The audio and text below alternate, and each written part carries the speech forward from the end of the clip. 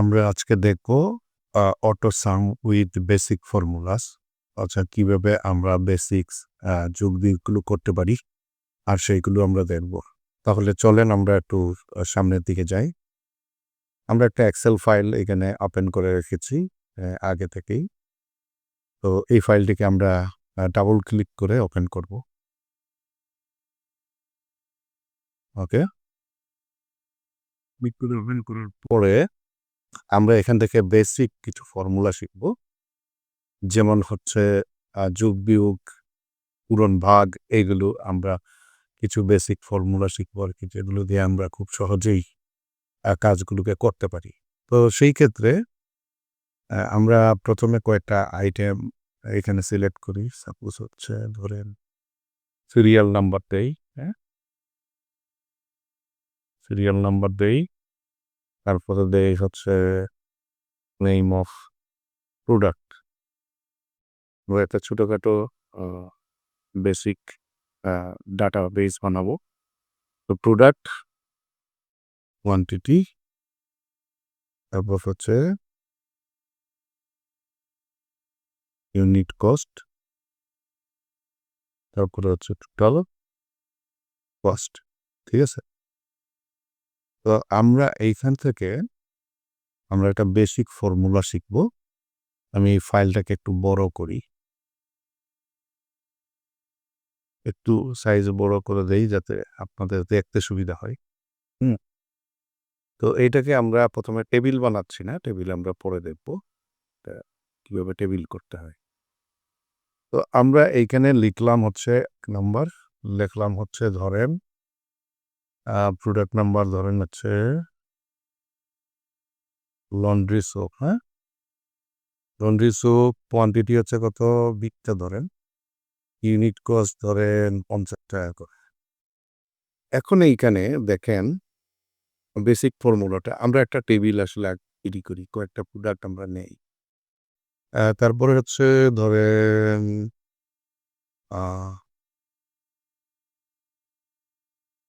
Bhim soap ধরেন 50 piece, 50 piece, এটাও 50 টাকা ধরলাম। সাপোজ এটা একটা ডেমো করছি, তো দামের ক্ষেত্রে সমস্যা নেই। ধরেন ডিটারজেন্ট, ডিটারজেন্ট ধরেন 100 পিস, 20 টাকা করে সাপোজ। হ্যাঁ, ইউনিট কস্ট। 4 নম্বর হচ্ছে ধরেন আমরা ধরি হচ্ছে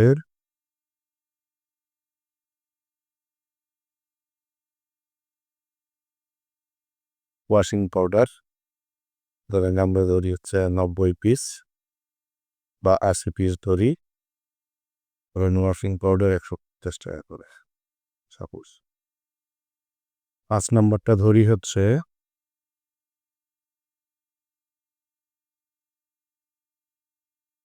লাক্স সাবান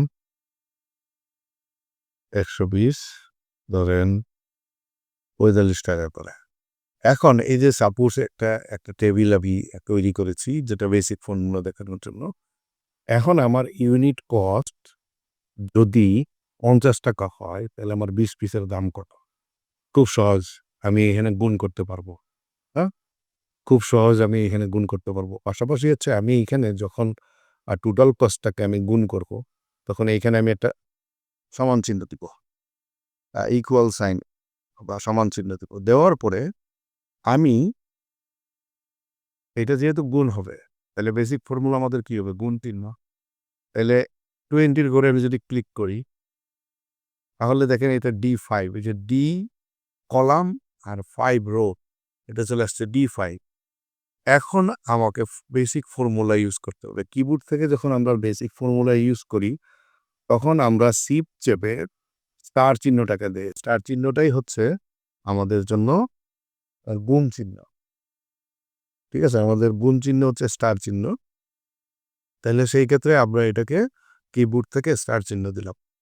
সাথে সাথে যখন আমি এখানে ক্লিক করব, ক্লিক করলে দেখেন দুইটার সাথে একটা বেসিক ফর্মুলাই এটাকে গুণ করবে। এখন যদি আমি এটাকে এন্টার দেই, দেখেন আমার গুণ হয়ে গেল। ঠিক আছে? এখন আপনি যদি এই পুরো অংশটাকে আপনি পুরো টেবিলটাকে যদি করতে চান, মানে টোটাল ফিগার আনতে চান, তাহলে আপনি এই ১,০০০টাকে ১,০০০-এর এই গোড়ায় দেখেন একটা প্লাস চিহ্ন আছে। প্লাস কার্সর নিলেই প্লাস চিহ্ন চলে আসে। এটাকে টেনে ধরে দেন, সব অটোমেটিক্যালি হয়ে যাবে। এটা হচ্ছে বেসিক ফর্মুলা। অটোমেটিক হয়ে যাবে। তাইলে পুরাটা হয়ে গেল। এখন যদি আপনি এই টোটাল কস্টটাকে টোটাল করতে চান, তাহলে এটারও একটা বেসিক কি আছে? এটাকে যোগ করতে হবে। আমরা গুণের বেসিক ফর্মুলা শিখেছি। এখন আমরা যোগের বেসিক ফর্মুলা শিখব। ঠিক আছে? আপনি যদি এইখানে সমান, সমান দিয়ে আপনি যদি এইখান থেকে শুরু করে এই যে একটা চিহ্ন আছে, এটাকে এই সবকটাকেই তো যোগ করতে হবে। এই চিহ্নটাকে ধরে আপনি নিচ পর্যন্ত এনে আপনি যদি এন্টার দেন, তাহলে ভ্যালু হবে না। কারণ কি? এইটা এইভাবে করে ভ্যালু হয় না। তাহলে আমার কি করতে হবে? আমাকে করতে হবে যেটা, এইখান থেকে পুরোটা যোগ করতে হবে। আমাকে অটো সাম, এই যে দেখেন এইখানে অটো সাম আছে। এখানে দেখেন সব আছে বেসিক ফর্মুলাটা, হ্যাঁ?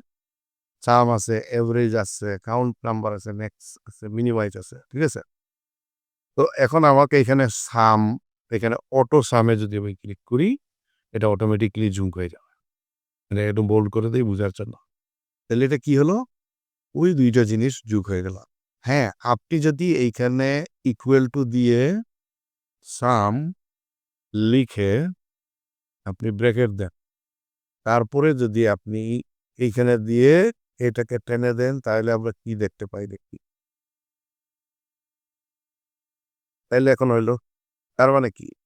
আপনি যদি এইখান থেকে ম্যানুয়ালি করতে চান, তাহলে আপনি প্রথমে সাম লিখবেন।